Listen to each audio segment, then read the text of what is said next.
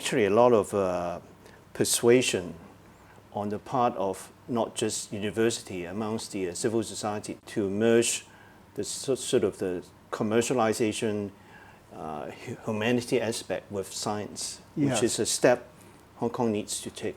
Definitely, my observation. Yeah, definitely. We actually are working with Hong Kong UST. Yeah. Our students work together on joint projects. Right now, we already have developed a joint center or joint support center with the Guangdong University of Technology. And this joint center's purpose is to provide support to entrepreneurs on both sides of the border, basically in the Greater Bay Area. So we work with science and technology institutes. Where we don't, we leverage on what they have.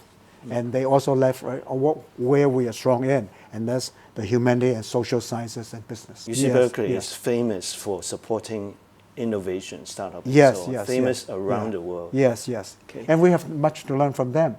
In fact, earlier on I talked to you about this humanitarian technology, which is one aspect or one initiative of the so-called Lingnan Entrepreneurship Initiative. But actually, as part of that initiative, our students actually are given, in fact, that will become compulsory in the future for every student. But so far, they have to be trained in design thinking. Design thinking. So using those tools of design thinking to help them become more innovative and help them work together as a team.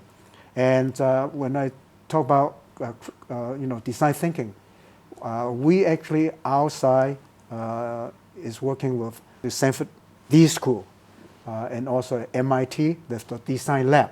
So actually, in terms of design thinking, we are one of the coordinators in Hong Kong, working in collaboration with these institutions in other countries. And design thinking is very much part of the commercialization process, which Hong Kong, I think, still lacks. Yes. And I think that's very, very important. And let's hope that we work together and develop that ability to better commercialize technology innovations. Lingnan is the only university in Hong Kong that offers school hall living for all students. I know most students, including one of the staff who's a Lingnan University graduates, took up residency offer. Why is this important for a holistic education? Okay, thank you very much. Because, in the liberal arts approach to whole person development, living on campus and interacting with students and faculty, that is a very important element of that education. Before I give you the answers about, the halls and residences, let me just briefly summarize what does a liberal arts approach to whole person development include. Number one, it includes a broad-based curriculum. And that, of course, that's where it differentiates from institutes that specialize early on and become very specialized. So we need to have a broad-based curriculum, as I said early on, natural sciences, social science, and arts and humanities. And so that's the core. And you build majors on it.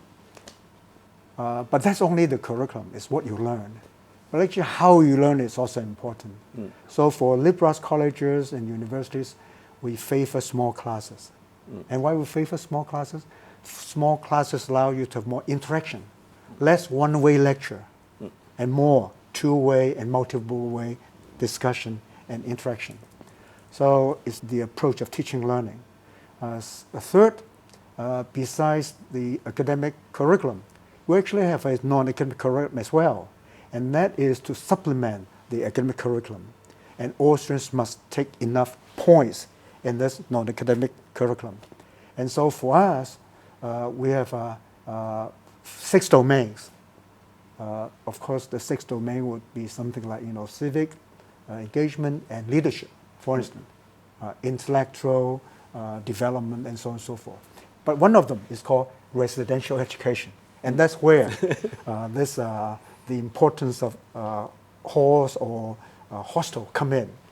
Now, as I said, this is a very common way to kind of instill in students certain characters, certain traits, and among one of which is collaboration.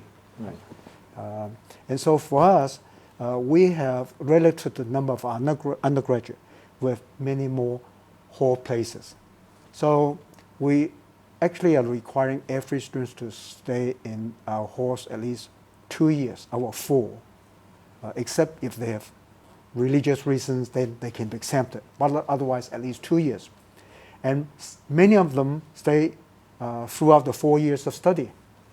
And so this is very useful because this provides a platform for them to interact. When I say interact with their roommate, of course, which then help them transition from a kind of protected, well-protected youngster by their parents to an independent adult and interact with others. And so in the dormitory, in the hall, they have the floor mates and the whole hall mates and the roommates. And these require them to develop skills to work with other people.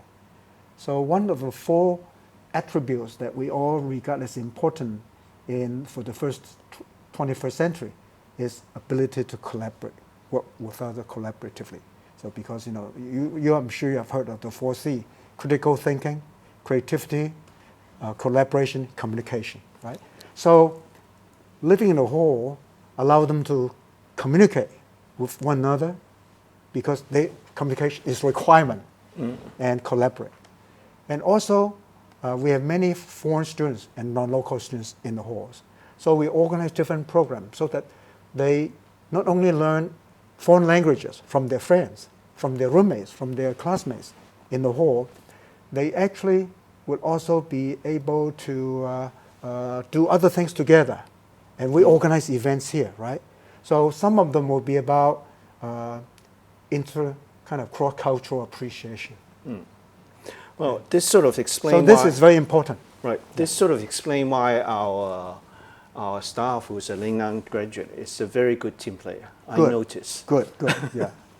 And what are the most sought after undergraduate and graduate courses in Lingnan University? Okay, just this year, the most sought after program is the Bachelor of Arts in Animation Digital Arts.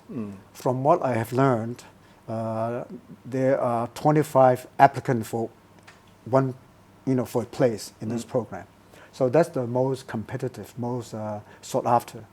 Now, besides this program, I think the other attractive programs include the following: psychology, right? Sociology, and also let me see what else. There's one. Most of them are in arts. So history, right? And there's also one in social science, which is healthcare and social service management. So we have 4 or 5 of them that are in the greatest demand, but the top is animation and digital arts. Okay. Well, thank you very much, Professor Cheng, for your time. Oh, you're welcome. Okay. Yeah, it's my pleasure.